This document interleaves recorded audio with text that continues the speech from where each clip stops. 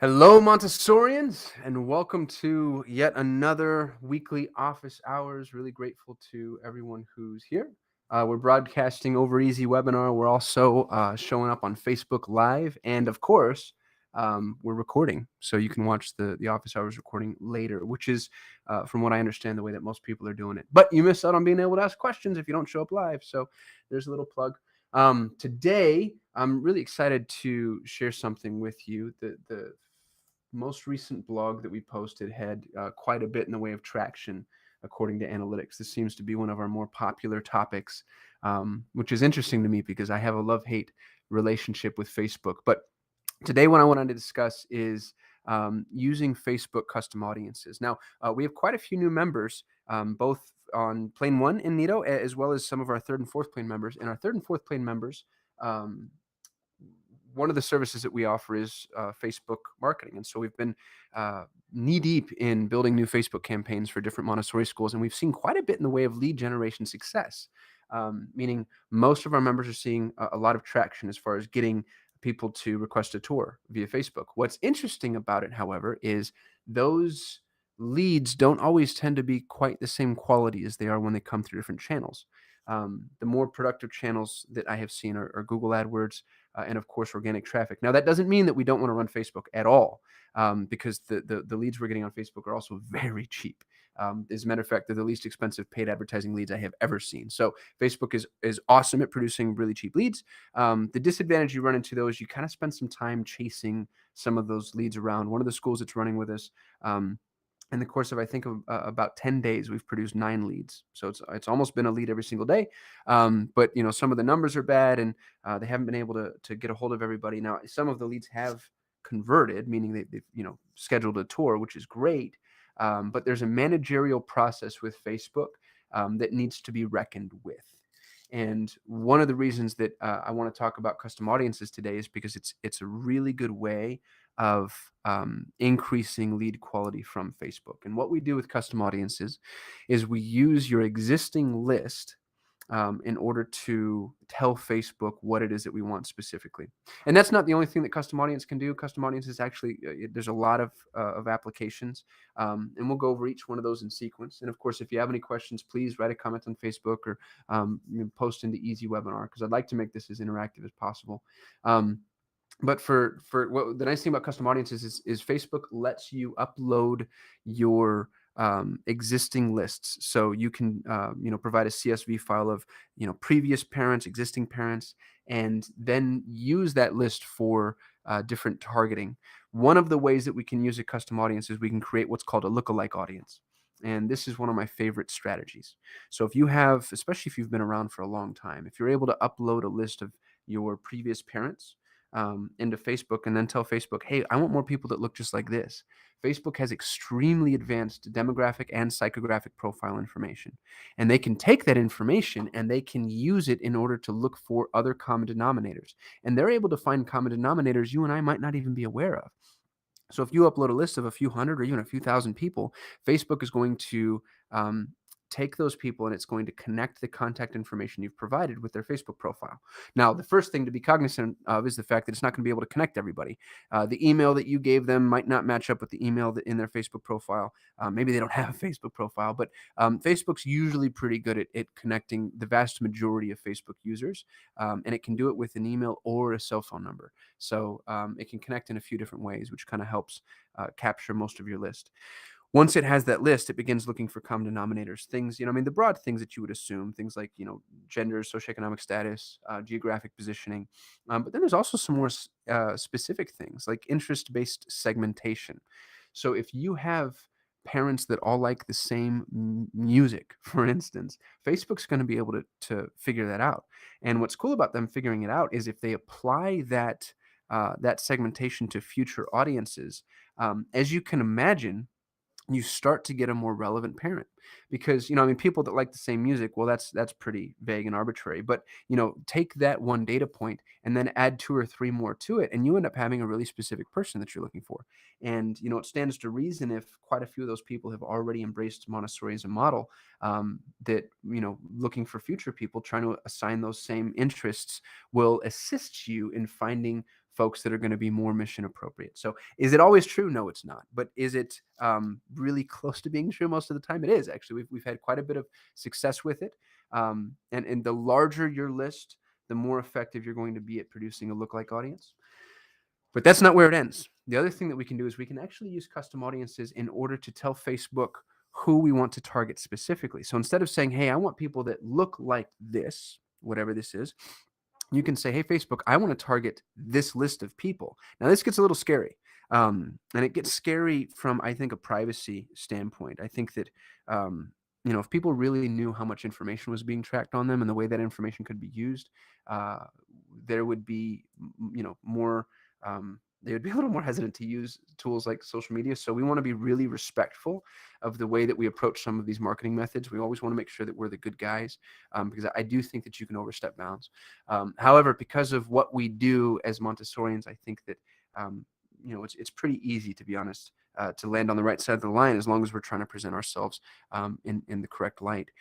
One of the things that I like to do with custom audiences is I like to earn email addresses on Facebook by offering a very compelling lead magnet. And we actually provide you with a whole list of lead magnets in the resources area. And some of these are awesome. 43 short tips to help you be a better parent. This is just an amazing piece of content that, to be honest with you, is I think going to appeal perfectly to a mission appropriate parent, somebody who you want at your school and you want to work with. This content is already available to you. And so what I'd recommend you doing is using content like this. And this, by the way, is completely customizable. So when you download this asset, this becomes really easy for you to customize according to your school, because we've made it just a few quick clicks and swap out some information. And now you have this really awesome white paper that you can use for marketing. So what you do is you download this asset, you customize it for your school, and then you market this asset on Facebook. And you give people the opportunity to download this white paper, but they download the white paper in exchange for their email address. Once you've done that, you now have a list of people that you get to use for a custom audience. And in some cases, you actually don't even need their email address. This gets really interesting. Instead of their email address, we can use the Facebook pixel to tag them. And that's what we do for our members, our 3rd and 4th plane members. If you're not there yet, because it's a slightly more sophisticated approach, you can just snag an email and then use custom audiences by uploading emails, which is much, much, much easier. But here's what's cool is we actually call that the content pivot. So if I go blast out to everybody in your geographic region saying, hey, come tour our school, you are going to get some tours, I promise you. You're also going to get a massive amount of, frustrating managerial processes added to that, because not everybody's going to be mission appropriate. Not everybody's going to show up. Not everybody's going to respond to your emails. So what we use custom audiences for is we use it to pre-qualify the people that we advertise to. And we want to pre-qualify using content. So, it's, like I said, it stands to reason that somebody that were to download this piece of content is going to be a slightly more engaged parent, meaning they're going to be slightly more mission appropriate. If you were to use a piece of content like this, a common sense guide to choosing a Montessori school. Now, less people are going to download this white paper than this one. Less people are going to download the Montessori specific white paper than, hey, 43 short tips to make you a better parent.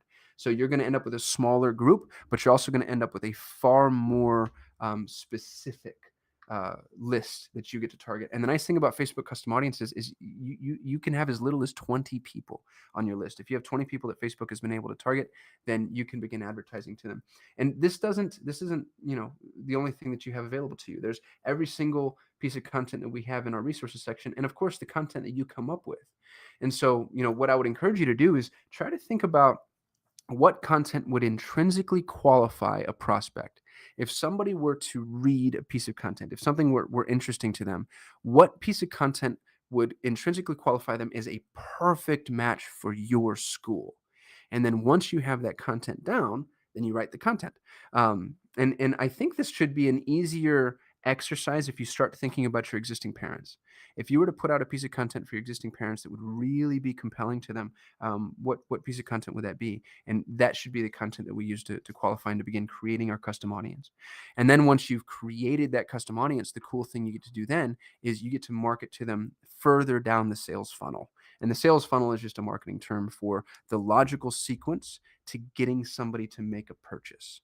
because you can't just approach people and say, hey, attend my school. We all know that doesn't work. The analogy that marketers use is that's proposing marriage on the first date. Instead, we want to say things like, hey, here's a really, really interesting, compelling piece of content we think you might be interested in. And then if they're interested in the content, now we take the next step. Hey, just want to let you know, here's some of the key differentiators of our school that we thought you might want to be aware of. And if they're interested in that, now, why don't you come down and take a look? We'd love to give you a tour, schedule an observation. If you do in-home consults, you can schedule one of those. And what you're doing is you're slowly acclimating them to you through a process that I like to think of as relationship building. You're building a relationship with them online the same way that you build relationships with people in real life, which, it's so sad that that's such a novel idea.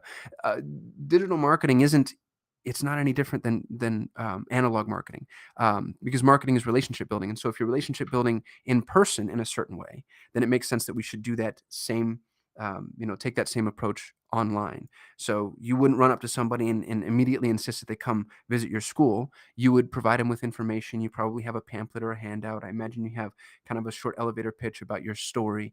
We want to do that exact same thing. And the custom audiences is what lets us do that. And what's really cool about Facebook is we can define custom audiences based off of different variables. So if somebody has engaged with, my 43 short tips content, then that's one type of custom audience. But if they've engaged with my 43 short tips and they've downloaded my tuition document, that's a whole new audience. And think about that for a moment. If somebody has read a really compelling article that you put out and they've also downloaded your tuition, that's an engaged parent. That's the type of person that we don't just want to continue to show them our ads. We probably want to follow up with them directly. Send them an email, drop them into a nurture, give them a call. Another thing that I'd like to talk about, just because we have launched quite a few campaigns recently, is there's been a lot of confusion as to how to follow up with these leads. And the sad fact of the matter is I don't have the right answer, because the right answer is what's right for you and your school. I can tell you that at Bergamo Montessori in Sacramento, Matt doesn't reach out to tuition requests directly. And he doesn't reach out to tuition requests directly, him and his staff, because they're just too busy. They produce a lot of what we call bottom of the funnel leads, meaning people that are ready to engage immediately. And so trying to nurture all of the tuition requests is just cumbersome. And so what he does instead is he drops them into an email nurture. And I know I've hit on this before, but in case you're watching for the first time or you just haven't heard this, there's an email nurture template available to you in the resource section. So not to be, bullish with this idea, but there's truly no excuse not to have a long-term nurture. You're going to see a greater return from your email nurture than maybe any other marketing strategy that we put in front of you if you use it. And you use it consistently. So if somebody downloads something online, if they request more information, if you run into them at an event, or if you just happen to have a new prospect, drop them into your nurture. It's extremely easy to set up in MailChimp. It's absolutely free. For under 2,000 subscribers in MailChimp, you pay nothing. And what's nice about the email nurture is you stay in front of them forever. So you nurture them. I think our email nurture sequence is 7 emails long. That's the absolute minimum. 80% of all online conversions happen after it's between the 5th and 8th touch point. And that's a statistic that comes to us from Infusionsoft, which is one of the largest email marketing campaigns on the planet, or marketing applications on the planet, excuse me. So as you run into these folks, one of the ways that I'd love to see you following up at an absolute minimum is dropping them into an email nurture, and make that nurture long term. The first 5 to 8 touch points, you probably want to touch them every day. That's my opinion, and I'm willing to be challenged on that. By the way, you might say, hey, we're in a region or an area where that's just not going to fly. Our parents don't want to hear from us every day. Our parents or our prospects want to hear, and every couple of days might be fine, or once a week might be fine. Now, I'd ask you to be a little more aggressive than might be comfortable on the outset, because realize that somebody who's shopping for a school is doing so actively. And you want to make sure that you're going to be in front of them, because I promise you, all the big box daycare centers and preschools, they're far more bullish than we're going to be as Montessorians. They're just downright annoying. So, let's not put ourselves at a disadvantage because we're being overly courteous. The paradigm that I would like to approach everything with is, we're doing them a service. And I really, honestly, truly believe that if our model is the best model for their student, then we're doing them a service by being, and I'm not going to use the word aggressive, but I'll use the word enthusiastic, by being enthusiastic with our follow-up.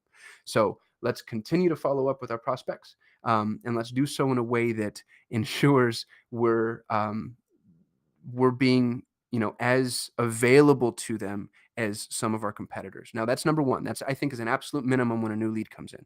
If your lead has requested a tour, I think it's critically important that you follow up with a phone call. Even if that tour request is met with an email to schedule on Calendly, well, that's fine, but not everybody's going to want to do that. I love Calendly with a passion. I think it's a really amazing utility, and it's changed the face and nature of our school, and not just our school. Of most of our members, the Nido members, when they install Calendly, you've probably seen this in the forum in the Facebook group, but if you haven't, it's a game changer. Everybody that uses it is like, oh my goodness, this is unbelievable. So it's an awesome tool, but it's not the end all be all for everybody. Some people are going to need a little bit more coaxing, hand-holding, information, understanding. And if they're not scheduling on Calendly, it means that you haven't made a compelling enough offer yet. So if somebody schedules a tour, follow up with a phone call and then follow up with an email if you don't get a hold of them. And again, I think you can follow up every day or every couple of days. When you're done following up, let them know. I can tell you that in my business, the time that we get the most amount of engagement from our prospects is when we send them the "okay, we're done" email. And what that email is the subject line is different depending on who they are and why we're trying to reach out to them. But I just say, hey, listen, we're done following up with you. I don't want to bug you anymore. I didn't want to drop the ball, and I don't want to be proactive, but I also understand that you're busy, and it just sounds like now's not the right time. So you're not going to hear from me again directly. I'm still have you in my subscriber base, of course, but I'm not going to call or email you again directly. I'm always here. I don't want to bat your business away. Really interested in working with you. But we don't want to be annoying. And I feel like I'm kind of writing that line now. Right after that email, almost like clockwork, people dive in. It's interesting how often that happens. And I think you can do the same thing as a Montessori school. I think you follow up every couple of days on new tour requests. And then when you reach the point to where you feel like you're not going to get any further, then you send out an email and say, hey, listen, sorry that we missed you. We weren't able to schedule the tour you requested. We don't want to bug you anymore, so we're going to stop reaching out. But if you ever want to come visit our store, please, or our school, please let us know. And what will happen is the people that were engaged and are just putting you off will call you right away or call or email right away. And now you have an engaged parent. The reason for this is obvious. If you think about your own buying experience, you're busy. You have things to do, kids to take care of. You have work, extracurriculars. You might even be able to have fun every now and again in between all of that stuff. So when you're shopping for anything, chances are you procrastinated about it a little bit. Even if it's something important to you, even if it's something that you're doing a lot of research on, it's not unlikely that you put things off because you're human. That's what humans do. So your prospects are doing the same thing. So the lack of engagement isn't necessarily a lack of interest, but oftentimes they kind of need that little added push, so to speak. So follow up with a phone call and an email. And that, again, I think is critically important for tour requests. If somebody's just downloading your tuition, if they haven't requested a tour, how you follow up is up to you. Now, we do recommend that your tuition be gated. And again, I think that is critically important. I think you can allow people or ask people to provide an email address in order to give them the tuition. And the excuse for that, by the way, is, hey, we'd love to send you the tuition. The tuition is different for each one of our programs. Fill out this form and let us know what program you're interested in, and then we'll send you the tuition directly to your email. And so you have a perfectly reasonable explanation as to why you're going to need their email address. And I'll show you what this looks like on Bergamo's site. If you haven't done this on your own site yet, I strongly recommend it. So you tell them, hey, get tuition rates.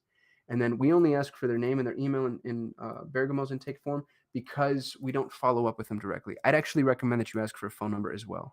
This is a very easy form to build in MailChimp, and then MailChimp has the ability to deliver the tuition information they request directly to their inbox.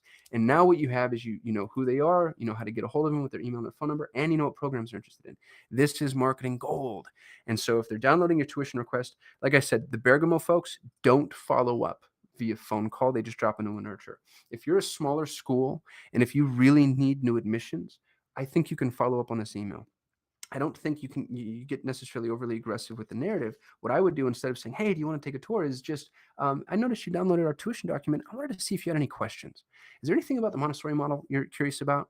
Is there anything about our school that you're curious about? What attracted you in the first place? What are you struggling with? What's the biggest problem right now for you as it pertains to choosing a school? If you ask that question, you'll notice that's what we do with Nido. What's your biggest marketing challenge? Because the minute I ask that question, it's a 45-minute conversation no matter what. And I have an engaged prospect that I'm given the opportunity to help. And if you can help somebody, if you can give value, that's relationship building. And so now, even if they're not going to sign up today, I've sort of established myself in their mind as somebody that provides them with value. So if they need something in the future, maybe they'll think of me. So I think that this is a really effective approach. And again, this all ties back to custom audiences, because you can begin to build audiences based off of user action and interaction. So where they've gone on your website, what they've viewed, videos that they've watched, the downloads that they've taken, and also where you've engaged with them. You don't have to use custom audiences just for your digital marketing. If you send out direct mail, use that same list. If you're already paying for the list, there's no reason not to repurpose it, which, by the way, you're allowed to do. A lot of direct mail companies, list provision companies, say you can only send mail this way. Well, what's nice about this is you're actually not using their list in any other way than identifying prospects on Facebook, which, according to almost all of the terms of service, especially if you're using Info USA, which is probably my favorite list building tool, is perfectly compliant. So that's Facebook custom audience in a nutshell. Any questions about that before I move on? No, good. A quick comment. Yeah, I appreciate that. I just got a note saying great information. So thank you so much. We do have a course on Facebook ads. We have a course on how to create your Facebook ad. And to be frank, it's really more how to manage a vendor who's running your Facebook ads. It's not a comprehensive start to finish creation of ads. Instead, it's the strategic approach is to how we think that this should be done. So if somebody's managing your ads, be it a vendor or a parent, then I'd strongly recommend taking this course, because it gives you a lot of the information necessary to manage your Facebook ads in a way that makes sure that you're going to be successful and you have the info necessary to manage the right vendor. And I just got a chat that I didn't notice earlier. Lynn says that she can't get on the webinar. Oops, I'm so sorry, guys. I'm going to take a quick pause just to send her the link.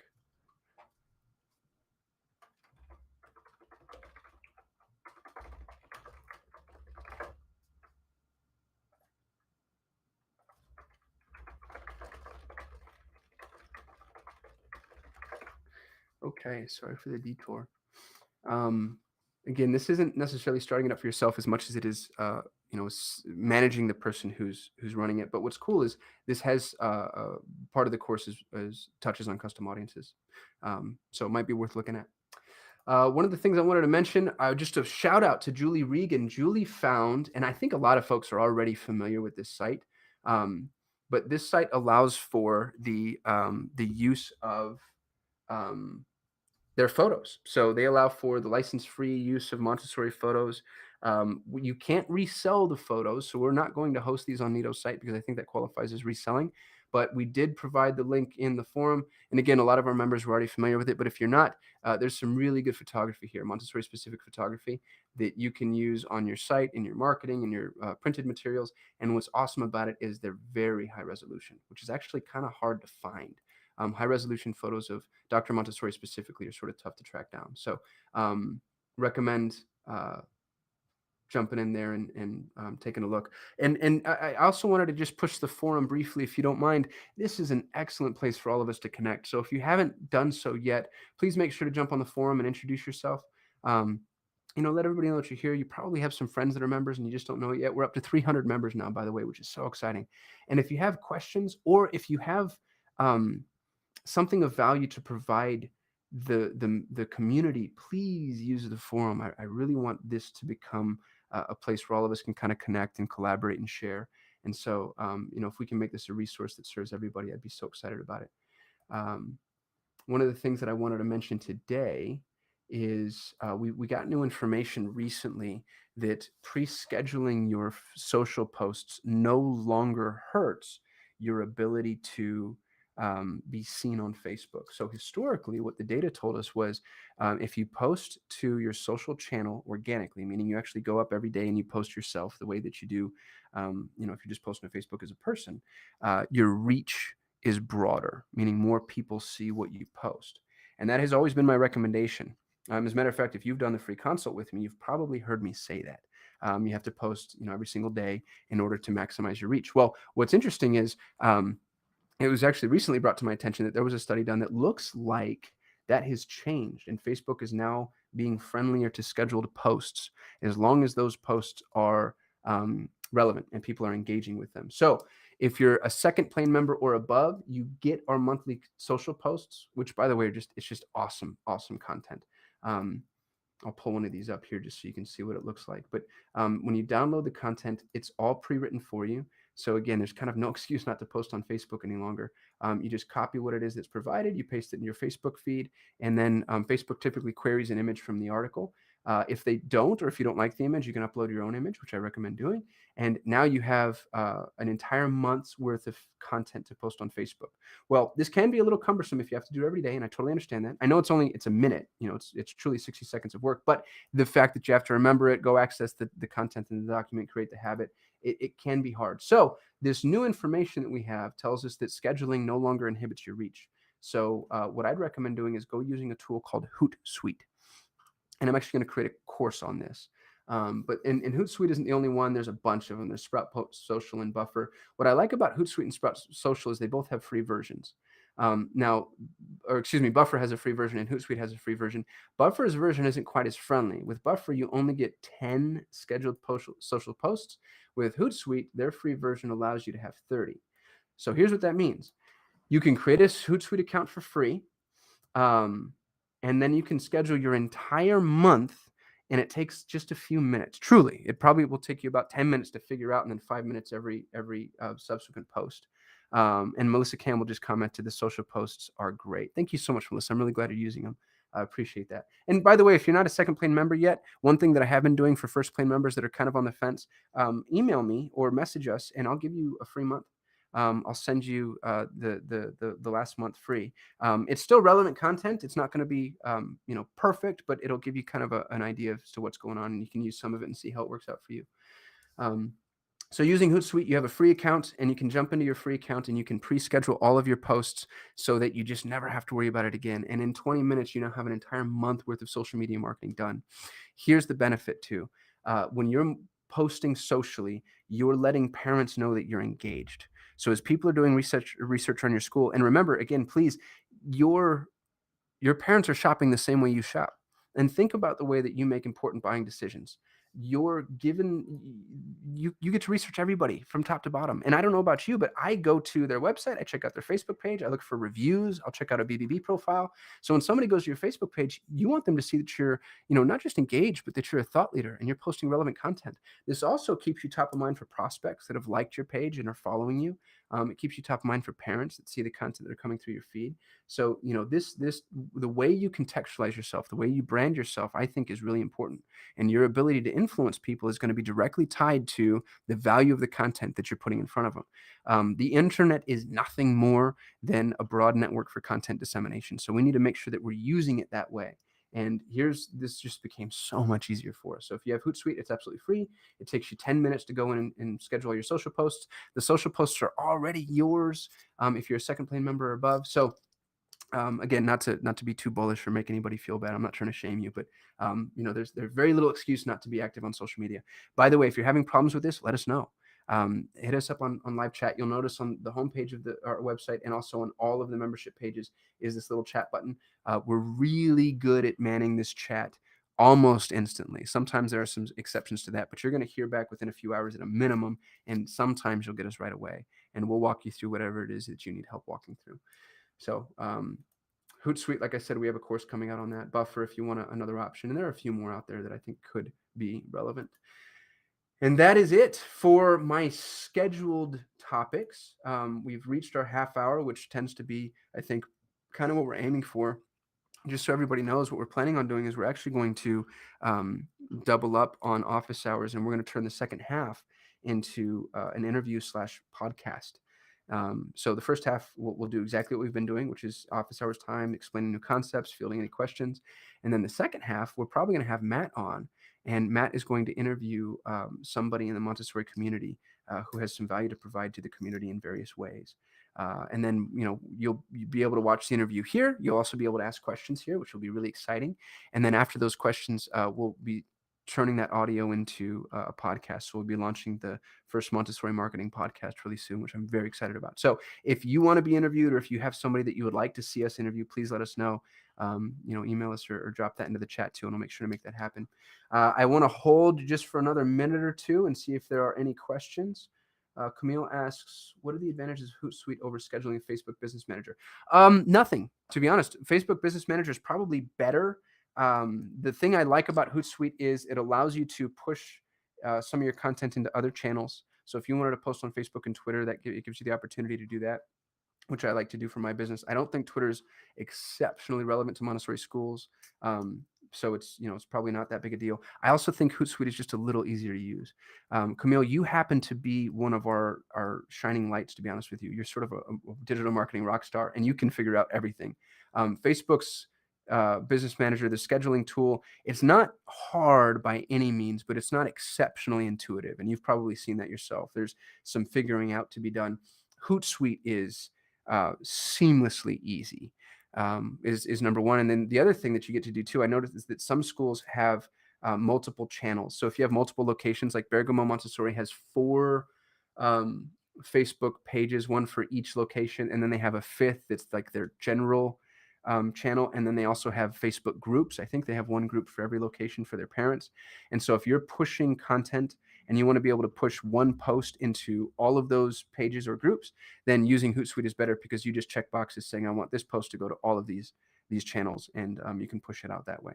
Other than that, if you're just posting directly and it's kind of a linear process to your Facebook page, then the Facebook Business Manager is just as good, if you've got it figured out. I hope that helps answer your question.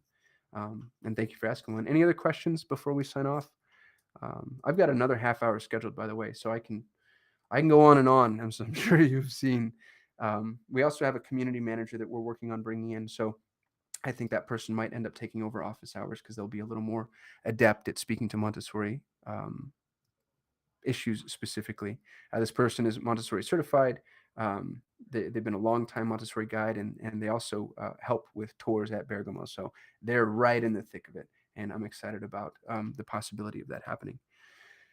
No more questions, it looks like. So I think I'm going to sign off. You guys, truly, I say this all the time, but I'm so grateful to all of you. I'm so grateful that we're at 300 members. I'm so grateful for some of the traction we're seeing in some of our schools. If you have any interest in, did you get the questions we submitted? Forest Bluff. Lynn, I didn't. Did you submit those over the form? Because I didn't see a notification come through in the Google form. Would you mind pasting those again? I'm so sorry. Let me just do a search and see if I missed them.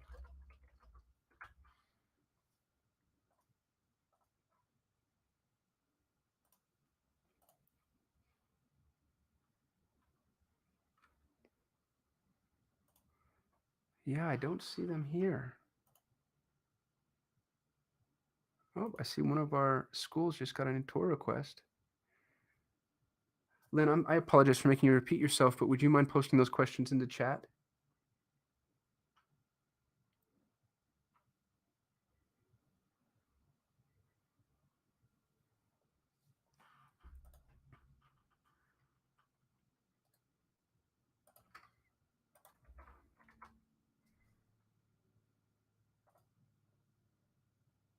I see your user registration for the webinar, but I don't see your questions, with my apologies.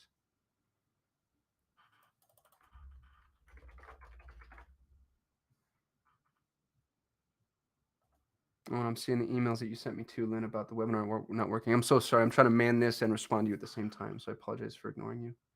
And you know what else we can do, Lynn, is I'd be happy to do a call with you directly, since you've had some tech troubles today. I'm more than happy to hop on a call and walk you through any of the issues that you're running into.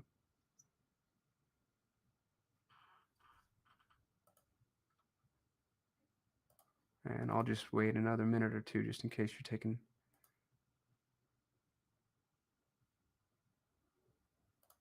some time. And I've got your phone number, Lynn, so I'm going to try to call you directly, and we can connect and go over what you're running into, just so I don't keep the webinar running. But again, grateful to everyone for being members. You guys are awesome. And please always let us know what you need. We're here to help. We want to expand the Montessori mission as much as anybody. So, wait, here we go. I got it. We still have original photos, so they could be cropped and optimized for any aspect ratio.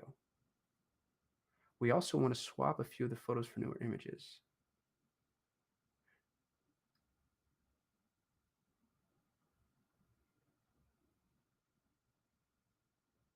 Okay. Lynn, I'm going to call you on this right now, and I think I can help you fix this. We'll walk through this together. And again, I'm sorry I missed this. I'm going to figure out what's going on with the form. Any other questions before we sign off? Facebook's good. I think Easy Webinar is good. Lynn, I'll be calling you right now. Everyone else, thank you so much for your time today.